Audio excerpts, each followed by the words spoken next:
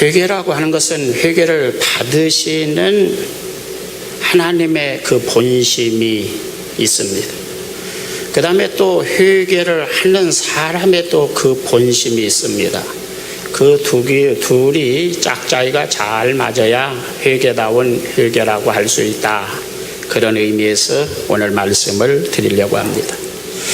오늘 시편 13편은 다윗의 회개시 51편과 더불어서 다윗의 7대 회개시에 해당하는 그런 내용입니다. 다윗이 한 나라의 왕으로서 너무나 믿음이 좋은 사람이죠. 그래서 약 17년에서 20년 동안에 걸친 하나님의 테스트, 시험에 합격해서 17년에서 한 20년 동안 사울에게 쫓겨서 그냥 가진 고생을 하면서도 연단받고 회개를 해서 그가 하나님 앞에 인정받은 사람이 되어서 왕이 되었습니다. 그럼에도 불구하고 그는 그 나라가 전쟁을 하고 있는데 기도하러 옥상에 올라갔다가, 이스라엘 사람들은 옥상이 기도하는 곳입니다. 기도하러 올라갔다가 바로 옆집에 사는 우리아의 아내 바세바가 아마 날이 더우니까 목욕을 했겠지요. 목욕을 하는 것을 멀끔히 보다가 음욕이 발동해서 기도를 그만두고 그 여자를 데려다가 간통을 했다. 그리고는 그 바세바가 얼마 지나지 않아서 내가 임신했다고 하니까 이거 참 걱정이지 않습니까? 뭐 임신 안 했으면 그냥 좀 넘어갈 수도 있겠는데 또 하나님이 그 임신한다는 건 사람의 마음대로 되는 게 아니잖아요. 그 하나님께서 임신 안 되게 하셔야 될 건데 또 임신이 되게 하셨다 이거죠. 하나님이 원망스럽습니다. 그러니까 이거 숨기기 위해서 그 남편인 우리아를 그 치열한 전쟁터에서 데려다가 동침을 강요합니다. 아주 은근히 대놓고 동침을 강요할 수는 없으니까 은근히 뭐 휴가니 뭐 그냥 얼마나 전쟁터에서 수고를 했느니 아주 좀 말도 안 되는 이야기를 하면서 특별 휴가를 주는 것이죠. 그런데 이 우리아는 좀 사람이 너무 우직해가지고 우리 백성 하나님의 군대가 지금 전쟁터에서 피를 흘리고 싸우고 있는데 내가 어찌 혼자 아주 신발을 벗고 아내하고 동침할 수 있니? 나는 그런 파렴치한 인간이 아닙니다. 그러니 어떻게 합니까? 그래서 최전방에다 보내도록 해서 쥐도 새도 모르게 그냥 전쟁 중에 전사했다 그렇게 조작을 해서 죽였습니다. 그런데 그것을 하나님이 아셨죠. 나단 선지자를 통해서 책망합니다. 어떤 우리나라에 어떤 부자가 있는데 막 수없이 큰 부자인데 그 옆집에는 과부 한 사람이 새끼 양 한 마리를 데리고 그것을 자기 아들처럼 딸처럼 아주 남편처럼 아주 위로를 받으면서 사는데 이 부잣집에 손님이 왔는데 이 부자가 자기 집에 양을 잡으려니 너무나 아깝고 그래서 옆집에 그 새끼 양, 그 과부의 새끼 양을 뺏어다가 잡아서 그 손님을 대접했다. 다윗이 막 화가 나고 벌떡 일어나서 내가 다스리는 이 하나님의 나라에 그런 악질적인 파렴치한 인간이 어디 있단 말이냐. 그놈을 당장에 물고를 내야 된다. 그랬더니 요나단이 그렇습니다. 당신 바로 네가 그놈입니다. 여러분 선지자는 그렇습니다.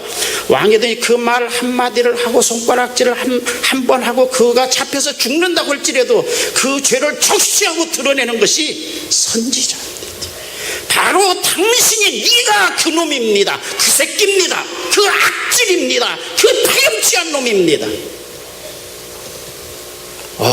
예기치 않은 습격을 받은 다윗은 그냥 왕자리에서 내려앉아서 회개를 했다.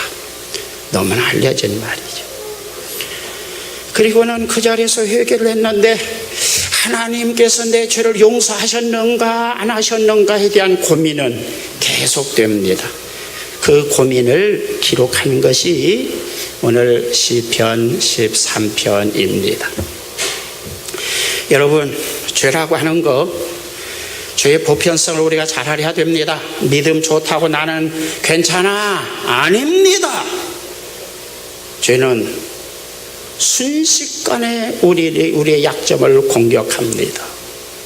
정신을 바짝 차리고 있지 않으면 기도하러 올라갔다가도 죄를 짓고 맙니다. 이것이 인간의 어떤 욕망과 사단의 유혹이 결합하면 그런 아주 말도 안 되는 어떤 결론을 가져옵니다. 여러분 기억할 것은 인간의 욕망은 없어서 결핍을 느끼는 게 아닙니다. 아담 하와는 에덴 동산을 송두리째 하나님으로부터서 유인받고 독점했습니다. 에덴 동산이 얼마나 크냐? 창세기 2장 10절에 보면 강이 4개 정도 흐른다. 여러분, 정원에, 우리 집 정원에 그냥 시냇물 4개만 흘러도 이야, 그 집 정원 그럴 건데 그냥 한강 정도가 아니라 그러면 세계적인 그런 강, 비손강은 금덩어리가 계속해서 반짝반짝 빛나는 금이 나는 비손강이었다 그랬어요. 그런 비손강, 기온강, 히데겔강, 유브라데강 강이 4개나 흐르고 표범, 치타, 사자, 코끼리, 호랑이가 애완동물처럼 아담이 오라 손짓만 하면 와서 둥글며 어리광을 부리고, 여러분 강아지, 애교 만점인 강아지가 아주 애교를 부리는 것처럼 치타든지 호랑이든지 재롱을 부리면서 아담이 좀 머리라도 쓰다듬어 주기를 기대하며 아주 재롱을 부리는 애완동물이 무지무지하게 정말 아담 하와의 손길을 기다리는, 그 다음에 거기에는 그 많은 과일, 오늘 세계적인 여러분들이 맛있다고 하는 어떤 과일도 다 에덴 동산에 있는 과일입니다. 무지한으로 네가 임의로 따먹어라. 그러나 동산 중앙에 있는 선악과는 따먹으면 안 된다. 여러분, 선악과라고 하는 것이 무슨 의미를 가지고 있는 겁니까? 그 속에 독성이 있다고 생각합니까? 저는 그렇게 생각하지 않습니다. 맛이 있거나 말거나 그게 독성이 있거나 말거나 그것이 문제가 아닙니다. 너는 네 마음대로 다 온 세상을 네가 거머쥐고 휘어잡고 모든 동물, 식물, 과일 다 네 임의로 네 마음대로 먹을 수 있지만 너는 내 권위 아래에 있다, 내 주권 아래에 있다, 내 아래에 있다고 하는 것을 알게 하는 나무, 선악과인 것입니다. 그 선악과를 따먹는 것은 내 주권, 내 밑에 지배받는 것을 너는 거역하는 것이고, 그 선악과를 안 따먹는 것은 내 주권을 인정하고 내가 창조주됨, 너의 주인이 됨을 인정하는 하나의 표식의 나무라고 선악과를 우리에게 주신 겁니다. 오늘 또 우리는 하나님의 말씀이 곧 선악과죠. 거역하느냐 순종하느냐. 거역하면 하나님의 주권을 인정하지 않는 것이고, 순종하면 하나님의 주권을 인정하는 것입니다. 그게 선악과입니다. 그런데 이 모든 것을 다 주었음에도 불구하고 그 아담 하와는 아직도 그 선악과를 못 따먹어서 안달이단 말이죠. 그러던 제 마귀가 이론을 제시합니다. 그거 따먹어도 괜찮아. 그거 따먹으면 네가 하나님같이 될까 봐서 그래. 이런 미친놈이잖아 이건. 아니, 지가 아무리 선악과 따먹는다고 자기를 지은 창조주 하나님같이 되겠어요? 그런데 이게 머리가 안 돌아간다. 욕심에 눈이 어두니까 그걸 따먹으면 정말 하나님같이 될 것 같은 어떤 어떤 확신이 자꾸 든단 말이죠. 이게 시험입니다. 그래 따먹은 결과 그 대단한 에덴 동산을 전부 다 잃어버렸다. 로스트 파라다이스, 신라권, 그 축복을 다 잃어버린 겁니다. 이런 아담 하와의 증후군, 아담 신드롬이 이 다윗에게 그대로 나타난 겁니다. 다윗에게는 많은 후궁들이 있습니다. 정말로 그 시대의 아름다운 여자들은 다 그 다윗이 후궁으로 또는 왕비로 거느리고 있습니다. 그럼에도 불구하고 여러분, 우리 남자들 어때요? 그 여자가 한 1000명 정도 된다면 이거 힘들어서 못 살아요. 아무리 대단한 사람도 여자를 한 1000명 정도 처음엔 어떨는지 모르지만 힘들어서 못 산다고 그거 참. 그런데 기도로 올라가는데 쓱 보니까 그렇게 아름다워 보인다. 그래서 아름다워 보이더라도 욕심에서 꿈틀거린다고 할지라도 그것을 어떤 다스리는 어떤 힘이 우리 속에서 어떤 그 시스템이 작동해야 되는데 그것이 작동하지 않는다 이겁니다. 그래서 그 우리아의 아내 바세바를 간통하는 것입니다. 이것은 여러분들이 할 것은 우리가 뭐가 부족해서 막 껄껄거리고 막 그냥 더 가지려고 하는 것이 아니라 아담으로부터 물려받은 어떤 이 신드롬 때문에 그렇습니다. 증후군입니다. 더 가지면 가질수록 끝이 없이 계속해서 우리 욕망은 계속해서 아주 우리 속에서 끌어오릅니다. 한번 옆에 사람하고 인사합시다. 적당한 선에서 절제하시오. 다시 인사합니다. 적당한 선에서 조심하시오. 다시 따라서입니다. 적당한 선에서 만족하시오. 그렇지 않으면 아담 하와처럼 될 겁니다. 지금까지 얻은 것까지도 다 잃어버리게 될런지 모릅니다. 결론적으로 말하면 지옥까지 갈런지 모릅니다. 그러한 배경을 깔고 이 성경은 기록되었습니다. 1절 2절을 봅니다. 2절에 죄를 진 다음에 다윗은 번민하고 근심했다. 이 번민이라고 하는 에짜라고 하는 히브리어는 그전 성경에는 경영이라고 번역되었어요. 내 마음에 경영하기를 어느 때까지 하리까 그랬는데 이번 성경은 번민이라고 번역되었더라고요. 이번 성경이 잘 번역된 겁니다. 그전 성경 이 애자란 말을 원어를 보면 그전 성경 경영이란 말보다 이번 성경에 아주 잘 번역된 겁니다. 저는 이 히브리 원본 성경을 보면서 가끔 그런 이야기, 어떤 성경을 이거 엉터리로 번역했어, 이거 안 맞아, 이거 이런 뜻 아니야, 그렇게 말할 때도 더러 많이 있었지만 이번 번역은 참 잘 번역했습니다. 다시 말하면 이건 뭐냐면 자기 마음, 예자라고 하는 말은 자기 마음 속에서 어떤 막 이런 무엇이 막 부글부글 끓어오르는 겁니다. 자기 자신을 막 책망하는 겁니다. 자기 자신을 그냥 따지면서 자기 자신을 자기 스스로가 자기 자신을 달달 볶아먹는 어떤 현상을 지금 애짜라고 말하는 겁니다. 다시 말하면 그렇습니다. 자기 속에서 그렇습니다. 야, 이 미친놈아, 네가 믿음 좋은 사람이냐? 믿음 좋다고 하는 놈이 글쎄 여자의 눈이 멀어서 그따위 짓을 하느냐? 아니 기도하러 올라가가지고 그냥 간통을 그런 죄를 짓느냐? 그 기도하는 놈이냐?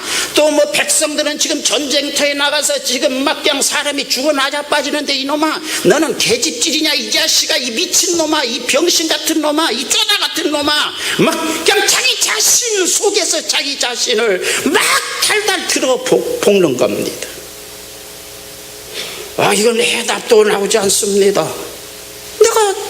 하나님께서 그만 이 충신 우리아의 아내를 간통만 하는 것이 아니라 그것을 숨기려고 아주 그냥 쥐도새도 모르게 전방에다 보내서 아주 전사한 것처럼 위장했지만 사실은 살해하는 것입니다. 이런 나쁜 놈 자식, 네가 이 자식아 그래도 왕이냐 이 자식아, 네가 이 자식아 그래서 내 종이냐, 네가 믿음 좋은 놈이냐, 네가 기도하는 놈이냐, 네가 이 자식아 뭐 이런 속에서 자기 자신을 향해서 자기 속에서 막 공격하고 막 그러는데 아주 그냥 자기가 자기 자신을 들들 볶아먹는 현상이 일어나서 아주 그냥 잠이 안 온다 이겁니다. 그래서 너무 괴로워서 하나님 괴로워서 못 견디게 싸우니 용서를 해 주시려면 빨리 용서해 주시고 좀 뭐라고 좀 말씀 좀 해주세요. 잘못했다고 이렇게 비록 그냥 그런데 나 그냥 말라 죽겠어요. 하나님은 1절 2절은 아무 말씀 안 하시다 이거죠. 여러분 죄진 사람의 번민 막 속에서 자기 자신을 공격하고 네가 왕이냐, 네가 장로냐, 네가 목사냐, 네가 전도사냐, 네가 권사냐, 막 네가 뭐 기도하는 사람이냐, 막 속에서 자기가 자기 자신을 들들 볶는 현상이 일어날 때 그 자체가 형벌입니다. 그래서 하나님은 응답 안 하세요. 네가 좀 대가집을 해야 돼. 이 자식아 너 좀 그런 괴로움은 당해야 돼. 그러면 이제 더 안달이 나서 하나님 차라리 작대기로 다리 몽대를 그냥 작신 분지르시든지 뭐라고 말씀 주시든지 그냥 좀 뭐라고 좀 말씀 좀 하세요. 그런 지경에 이릅니다.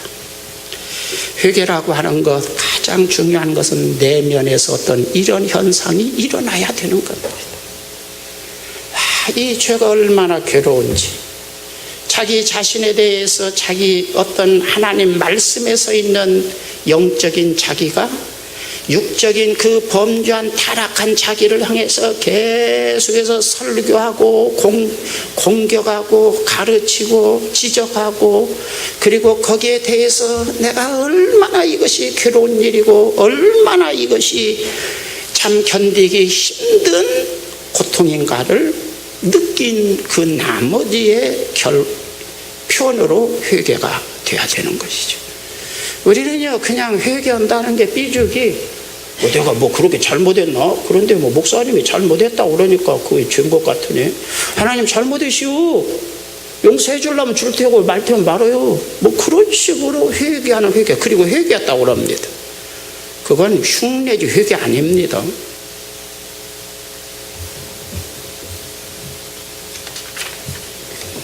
삼 절 넘어갑니다. 사망의 잠을 자지 않게 하소서. 뭐 그런 내용이죠. 사망의 잠을 잘까오며. 사망의 잠. 여기서 잠이라고 하는 말 야슌입니다. 표현이 히브리어에서 제일 표현이 어려워요. 야슌. 이 말은 본래 의미는 나른하다, 노곤하다 그런 뜻입니다. 여러분도 아무나 힘든 일 하면 아이고 나른해, 노곤하다, 그냥 누우면 잠이 그냥 막 잠들어 버리죠. 아무나 중노동하고 집에 돌아오면 아이고 팔다리가 나른해. 그리고는 뭐 재미있는 드라마 연속극 그거 보고 자려고 했는데도 불구하고 조금 기대는 순간 그냥 잠이 와서 어이구 그 재미있는 연속극도 못 봤어. 그럴 정도로 잠으로 빨려들게 하는 어떤 나른함, 노곤함. 그래서 김 빠지다, 시들시들하다, 눈이 저절로 감긴다, 생명이 말라버린 묵은 곡식 이런 뜻으로도 사용합니다. 곡식은 곡식인데 한 10년 정도 둔 곡식 보면은요 그거 묵은 곡식 종자 안 씁니다. 항상 종자를 심는 사람은 핵곡식을 가지고 두었다 종자를 심는 거죠. 한 10년 된 거 그거 가지고 곡식 종자 안 삼아요. 왜냐하면 그 속에 있는 그 생명력이 죽었을까 염려하기 때문입니다. 그래서 여기서는 생명이 말라버린 묵은 곡식 할 때 이 야순이란 말을 써요. 여기서 잠이란 말로 우리 성경에는 번역했습니다. 여기에서 야슌마페트, 사망의 잠에 빠지면 나타나는 현상이 있습니다. 신앙생활에 힘이 빠진 사이다처럼 된다는 것입니다. 힘이 하나도 없습니다. 아주 이 사망의 잠, 이 야슌마페트 현상이 일어나면, 사망의 잠 현상이 일어나면 적어도 서너 가지 현상이 일어납니다. 그냥 김 빠진 사이다처럼 밍밍합니다. 교회 가자니, 아유 오늘 주일날 교회 가자니, 에이 그렇고요. 또 가보니 별것도 없고요. 뭐 예배 드려도 재미도 없고, 예배 찬양 뭐 그냥 설교를 들어도 그냥 뭐 아무런 뭐 그냥 안 간자지 껄쩍지근하고, 가보니 별 볼 일도 없는 아주 밍밍하고 시큰둥하고 콧방귀 뀌는 그런 현상이 들어요. 설교를 통해서 하나님께서 책망하셔도 목사가 항상 하는 소리지. 콧방귀나 빙빙 뀌면서 그냥 듣기 정말 복이나 받으시오 그러면 아이고 떡이다 꿀떡 삼키는 그런 현상이 일어나는 것이죠.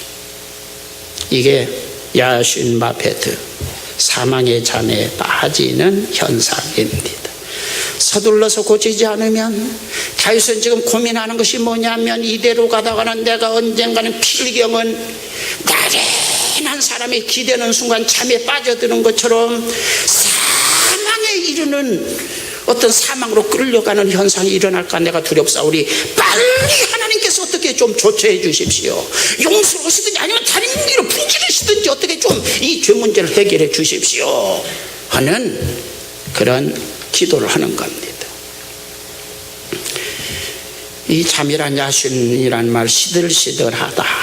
여러분, 나무가 뿌리가 뽑히면은 바로 죽는 게 아니고 시들시들하다가 산 것처럼 보이는데 시들시들하다가 한 몇 날이 지나면 점점 말라서 죽습니다. 어떤 분은 이렇게 말했더라고요. 물고기는 물에 주둥이가 다 있어야 생명이 유지된다. 나무는 그 뿌리가 땅에다가 박고 있어야 그 나무는 생명이 유지된다. 사람의 영혼은 하나님께 뿌리를 내리고 있어야 그 영성이 말하자면 싱싱함을 유지하고 영적인 생명이 유지된다 그랬습니다. 죄라고 하는 거 뭐냐면, 신학적으로 우리 성경이 용어적으로는 하말티아는 목표에서 빗나갔다 그러지만, 신학에서 정리할 때는 하나님과 분리된 것을, 하나님과 분리되는 현상을 죄라고 말합니다. 그러니까 다윗은 이 범죄한 다음에 내가 하나님하고 분리되는 현상, 하나님하고 각각 따로 노는 그런 현상, 뭔가 하나님하고 좀 맞지 않는 현상, 그런 현상이 지금 일어나고 있습니다. 이대로 가면 내가 필경 죽고 말 겁니다. 좀 하나님께서 좀 나를 어떻게 해 주십시오. 그리고 뽑힌 자신의 뿌리를 하나님께 심어 놓으려고는, 뿌리를 깊이 내리려고는 몸부림을 지금 하고 있는 겁니다. 회개라고 하는 것은 그런 몸부림을 말하는 것입니다. 이런 몸부림이 혹시 우리가 죄를 졌다면, 그런 몸부림이 여러분에게 있다면 그것은 진짜 회개이고, 그런 몸부림 없이 하나님 용서해 주세요, 아유 용서해 주셔서 죄를 심상히 여기고 회개를 한다면 여러분은 가짜는 회개를 하고 있는 겁니다. 가짜입니다. 모든 가짜는 진짜를 닮았습니다. 명품 가방도 다 그 명품하고 거의 식별이 안 될 만큼 닮았어요. 가짜는, 가짜 복음도 그렇고요, 가짜 회개도 회개 형식은 다 닮았어요. 가짜입니다. 5절로 6절로 넘어갑니다. 5절 6절은 다윗의 세 가지 어떤 확신이 있습니다. 내가 이렇게 큰 죄를 범했음에도 불구하고 정말 나를 용서해 주시는가? 그 문제에 대한 해답을 주는 겁니다. 그래서 5절 6절은 그래도 하나님은 사랑을 베푸셔서 용서하신다, 그런 확신을 가지고 있는 겁니다. 할렐루야죠. 그래도 하나님은 용서하시고 구원을 베푸신다, 그런 확신을 표현하고 있는 겁니다. 그래도 불구하고 하나님께서는 계속해서 회개하면 은혜를 베푸시고 덕이라고 표현된 축복을 베푸신다. 그 세 가지 제시를 5절 6절에서 하고 있는 겁니다. 5절 6절을 한번 보겠습니다. 다윗은 뭘 믿었느냐 하면 하나님의 사랑을 믿는 겁니다. 여러분, 요즘에 우리는 하나님의 능력 믿습니다. 그거 틀린 말은 아닙니다. 그러나 성경의 대전제는 하나님의 사랑을 믿는 겁니다. 요한복음 3장 16절, 하나님이 세상을 이처럼 사랑해서 독생자 주셨는데 누구든지 저를 믿으면 멸망 지옥 가지 않고 영생 천국에 가게 하신다. 할렐루야. 거기에서 하나님의 사랑을 믿는 겁니다. 그 사랑은 어떤 사랑이냐? 용서할 수 없는 큰 죄라도 용서하시는 사랑입니다. 오늘 여기에 사랑이라는 말은 헤세드라고 하는 단어를 썼습니다. 헤세드는 그럼에도 불구하고 좋게 대하는 것, 이렇게 번역할 수 있습니다. 그전 성경에는 인자라고 번역을 했습니다. 하나님의 인자, 이렇게 번역했는데 뭐 그전에 번역이 좀 더 어쩐지 모르지만 어쨌든 우리가 보편적으로 인자란 말 잘 안 쓰니까 사랑, 우리가 사랑이란 말, 아주 요즘 사람 풍년이 들었죠. 그냥 말만 하면 사랑, 그냥 뭐 사랑이죠. 심지어는 사랑의 눈물의 씨앗까지 된답니다. 행복의 씨앗이 아니라. 그러니까 이게 뭐 전부 다 사랑 붙이기만 하면 다 사랑이에요. 근데 여기에서 말하는 이 사랑은 그럼에도 불구하고 잘 대해주는 것, 헤세드. 그리고 이번에는 사랑이라고 번역을 했어요. 보십시오, 여러분. 내 자식 말이죠. 시험 20점 맞았어. 야, 이 자식아. 20점이 뭐냐, 20점. 야, 아이고, 창피해. 그래도요, 때가 되면 좋은 밥 주고요, 옷 싸주고요. 아빠, 30만원짜리 나이키 신발. 어이, 이 자식 20점 맞은 주제의식이야. 30만원짜리 신발이 왜? 내 친구 누구누구를 신고 그럼 아이고 사주죠. 그런데 이웃집 아이 100점 맞았어요. 100점 맞은 아이가 나 피자 좀 사주세요. 야 인마 너 누구냐? 나 아이고 20점 맞은 그 개똥이도 나이키 신발 사주는데 저도 아까도 사주세요. 야 인마 네 애비한테 가서 사달라고 그래라. 너 누구냐? 그러죠. 다시 말하면 여기서 그럼에도 불구하고 20점 맞았음에도 불구하고 좋은 옷 주고 좋은 밥도 사주고 나이키 신발도 사주고 어떤 그런 그런데 사용하는 것이 헤세드란 단어를 쓴 겁니다. 그럼에도 불구하고 20점 맞았음에도 불구하고 다윗에게 말하면은 아주 악질적인 죄, 잔인한 죄, 파더매치죄, 아더매치가 아니라 파더매치입니다. 파렴치하고 아주 그냥 더럽고 치사하고 메시고 구역질 나는 그런 죄, 조폭 오야봉 수준의 죄가 아니라 조폭 똘마니 수준의 죄입니다. 이것은 다윗의 범죄는 잔인한 데다가 아주 악질적인 데다가 파더매치성, 아주 조폭 중에서도 그 오야봉 정도가 아니라 아주 똘마니 수준의 조폭 수준의 죄를 지금 범한 거예요. 아주 그냥 종합적으로 이 죄를 따지면은 정말 용서할 수 없는. 아이고 네가 무슨 하나님의 종이야, 네가 무슨 기도하는 사람이야, 네가 무슨, 야 정말로 조폭 똘마니만도 못한 지저분한 아주 그냥 파렴치한 더러운 치사한 메시건 구역질을 하는 아주 그냥. 그럼에도 불구하고 하나님은 어떻게 용서하신다. 그럼에도 불구하고 하나님은 용서하신다. 그런 믿음을 그가 가지고 있었다는 겁니다. 이게 회개하는 사람, 우리가 신앙에서 복음적인 신앙, 저는 구약을 보지만 저는 구약을 거의 복음 수준의 복음의 원리에 맞춰서 해석합니다.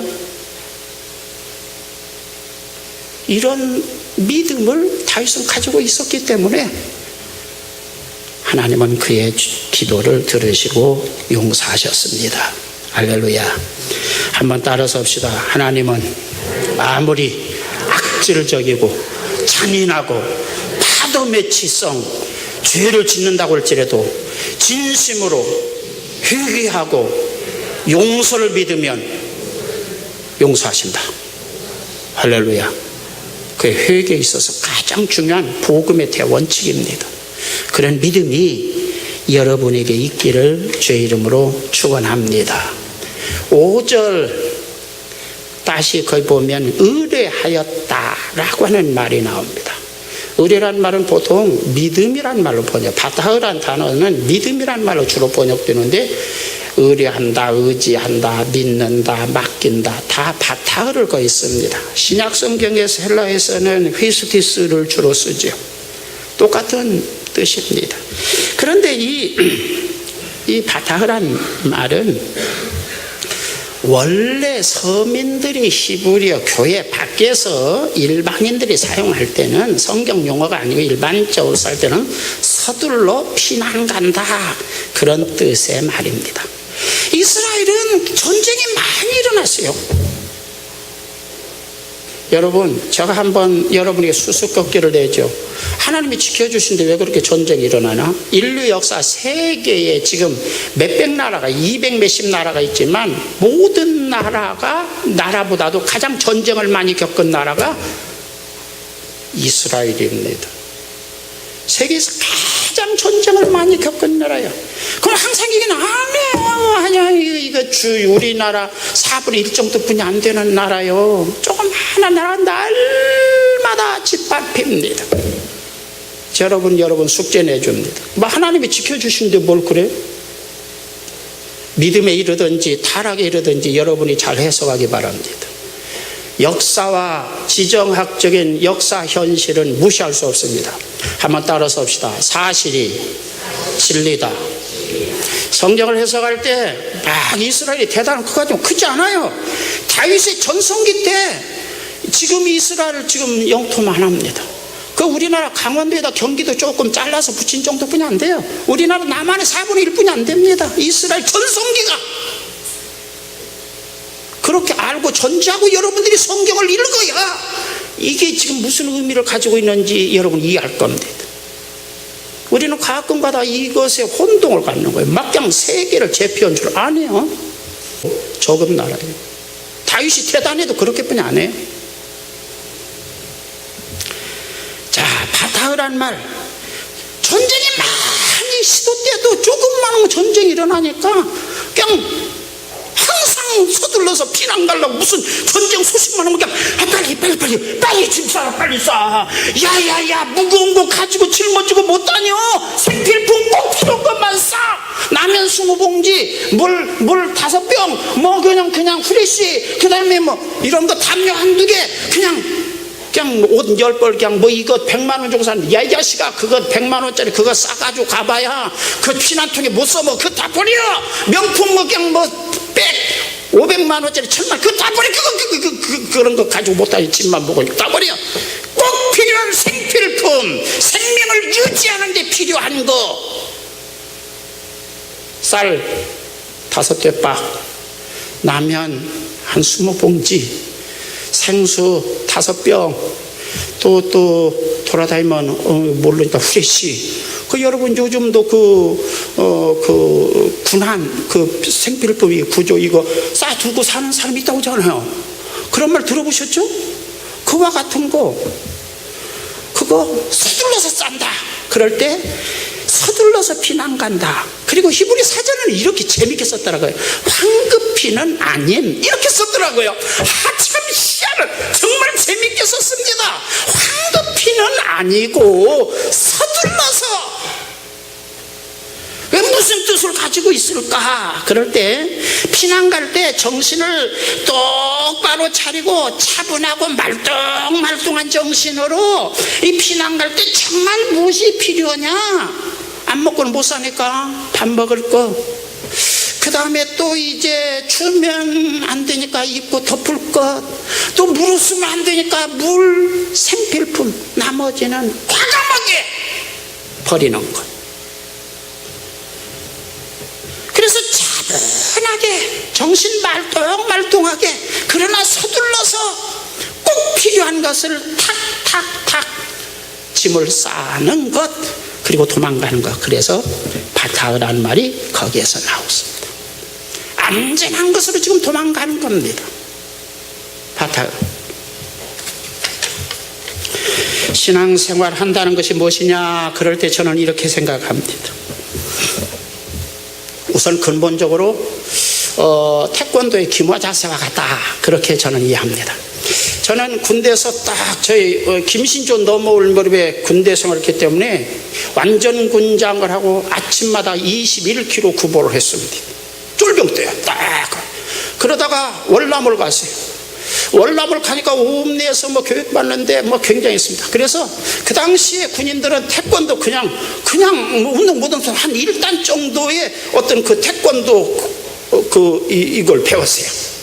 이 전쟁이 터지려고 하는데 이 자식 공산당 그 아새끼들이 지금 청와대를 공격했는데 이 자식들아 정신을 바짝 차려. 그래가지고 그래서 총검수를 태권도 아침마다, 그리고 아침마다 모래주머니 차고 21km 구보하는데요. 죽을 헉헉거립니다. 그런데요, 태권도의 기본 자세는 기마 자세다. 자, 딱 어깨 넓이보다 조금 약간 넓게 벌리고, 자, 약간 엉거주춤하게 쭈그려 앉는데 엉덩이를 뒤로 빼고 어깨와 엉덩이가 일직선이 되도록 하고, 그 다음에 힘의 균형은 앞팔에다가 80이나 70이나 80%의 비중 체중을 두고 엉덩이 쪽에다 약 20%의 체중을 두고, 그 다음에 기압을 주면 내치려는 것이다. 이게 태권도의 기본 기마 자세입니다. 신앙생활도 그와 같다고 저는 생각해요. 이 하늘나라 소망 하늘나라에다가 우리의 삶의 체중 무게를 70% 80%에다 두고 육을 가지고 사는 이 세상에다 약 20% 30% 정도의 체중을 두고 그 다음에 정렬을 해서 사는 겁니다. 육을 가지고 있으니 육에 필요한 돈도 벌어야 되겠지요. 직장 생활도 해야 되고 사업도 하기 바랍니다. 또 결혼도 해야 되겠지요. 아들 딸도 가르치고 시집장가도 가야 되고 여러 가지 육을 가지고 우리가 있는 인간으로서 해야 될 일 하나하나 여러분들이 하기를 바랍니다. 가끔 가다가 기마자서 이거 계속해서 쭈그리고 못 있어요. 제일 힘든 거요. 나중에 어이구 힘들어. 그래서 저 집에 누워서 그냥 하늘도 보고 그냥 노래도 부르고 좀 세상 좀 여유를 갖는 그런 시간도 갖기를 바랍니다. 그러나 삶의 무게, 체중 비율은 70% 80% 이상을 하늘나라에다 두고 하늘나라의 소망을 가지고 살기를 주의 이름으로 축원합니다. 언제든지 하나님이 부르시면 그때 가서 서둘러 회개하고 조금 그냥 이런저런 껄껄껄하는 그런 사람 아니라 언제든지 하나님 감사합니다. 세상의 무거운 짐, 수고와 무거운 짐을 벗겨주시니 감사합니다. 눈물 한숨 쉬게 하시니 감사합니다. 그리고 하늘나라를 향해서 들어갈 수 있는 여러분들이 되기를 주의 이름으로 축원합니다. 신앙생활 정리하는 방법을 여러분에게 가르쳐 드렸습니다. 5절 다시 봅니다. 거기 구원이라고 하는 단어가 나옵니다. 구원을 확신했습니다. 구원이라고 하는 말, 예수라는 헬라에서 예수, 우리 번역된 예수스, 여기서 히브리어는 그냥 예수와 그렇게 됐습니다. 그 뜻은 항상 마음이 열려있다라고 하는 원래 말입니다. 우리는 마태복음 1장 21절에 아들을 낳으니 이름을 예수라 하라. 이는 그가 자기 백성을 저희 주에서 구원할 자이심이라 하니라. 자기 백성을 저희 주에서 구원하는 구원자시다 라고 말씀했는데요, 원래 그 뜻은 마음이 항상 열려있다 라고 하는 것이죠. 여러분 보십시오. 말하자면 어떤 죄라도 하나님 앞에 나와서 회개하면 하나님은 항상 열린 마음으로 다 아니 없이 받아들이고 어떤 죄라도 수용하고 예스, 회개 예스를 하시는 분. 할렐루야. 항상 마음이 열려 있다. 예수와 구원이라는 말은 거기서 나오죠. 여러분 요즘 소통이라는 말 자주 해요. 소통은 다 하는데 자기 어떤 것은 이건 안 돼 하면 소통이 안 되는 거예요. 다 되는데 이것은 안 돼, 거기에 해당하는 사람은 소통이 안 됩니다. 그것 말고 다른 거. 그런데 하나님은 그게 안 해요.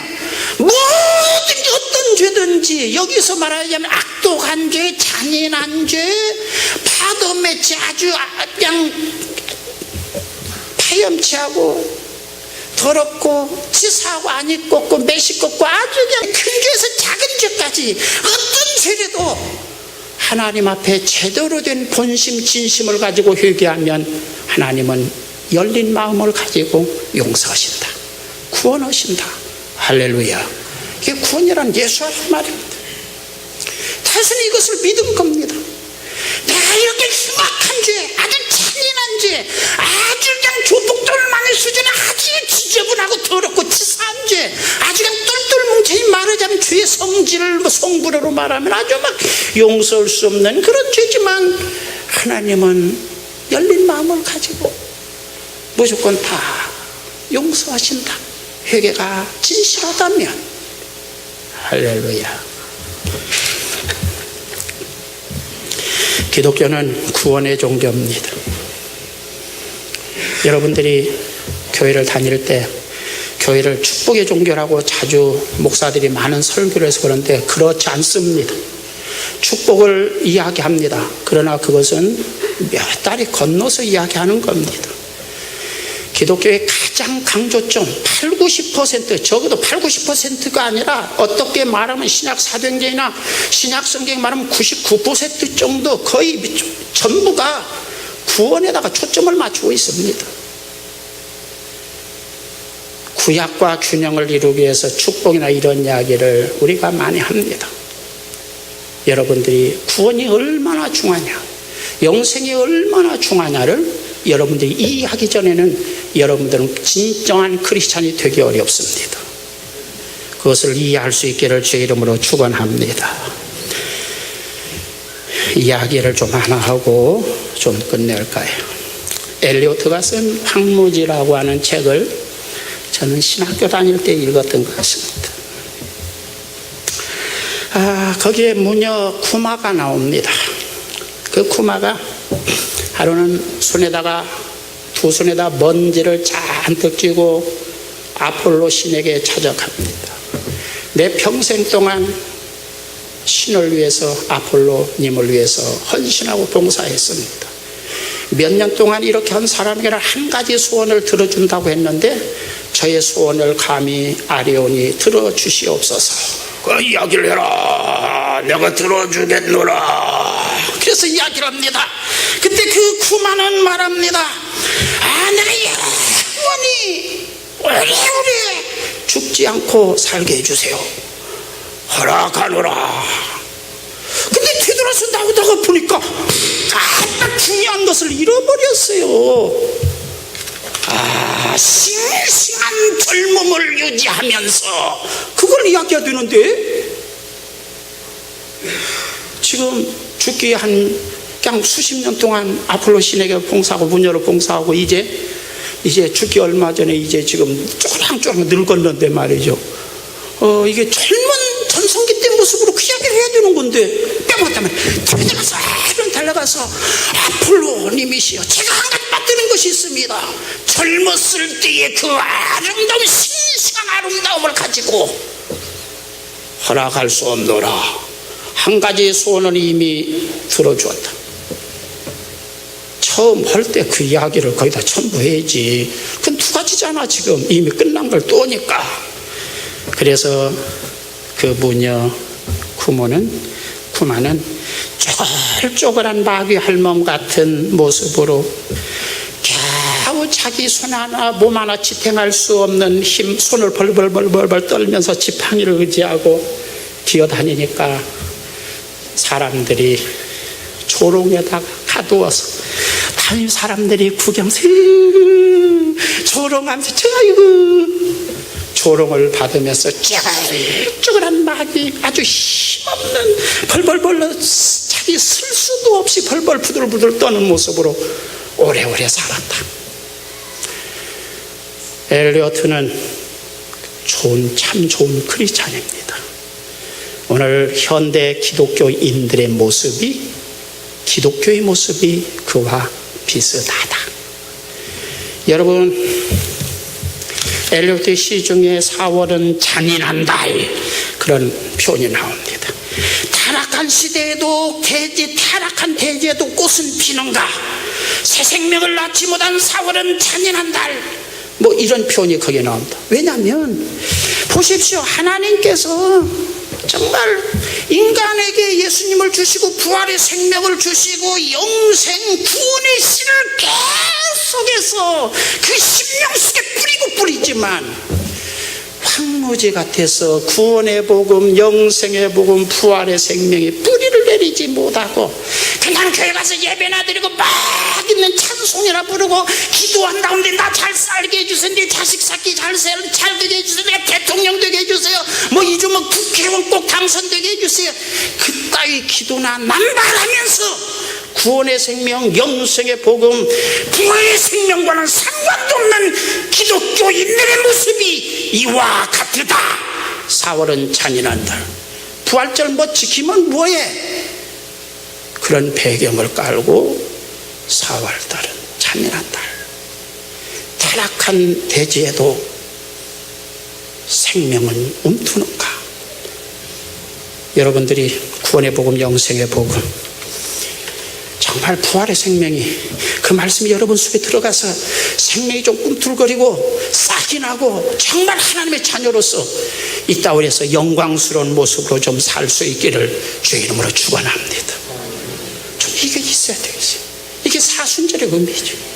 뭐 그냥 금식하거나 말거나 금식을 안 하더라도 정말 이런 어떤 역동적인 복음의 말씀이 여러분에서 꿈틀거리고 회개다운 회개가 된다면 여러분들은 정말 제대로 된 사순절을 보내고 있는 것이죠.